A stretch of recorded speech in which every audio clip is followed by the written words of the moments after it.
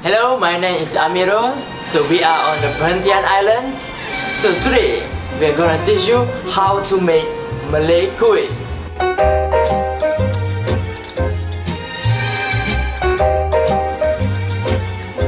Saya ingin membuat kuih tempatan. Nama dia kuih pria. Kuih pria ni dia kuih tradisional Melayu kita ni.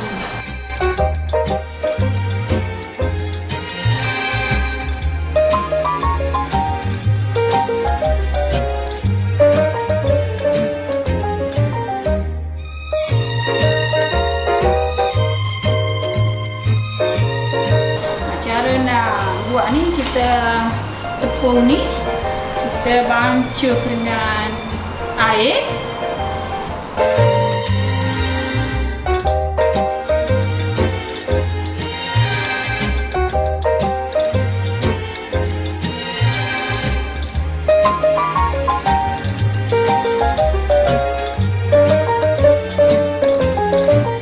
Dan biar sesuai dengan kepekatan dia, biar bentuk hidung macam ni. Sekiranya warna hijau, kita masukkan hijau. Bentuk beberapa warna yang kita suka. Kuih ni ada inti, inti kacang merah. Kita masukkan inside kacang merah ini dan kita bentukkan dia. Jadi pria lah, sang. Dan last kali kita kukus. Berapa minit? Lebih kurang 10 minit kita kukus. Sejukkan, sedia untuk dimakan. Hidangkan.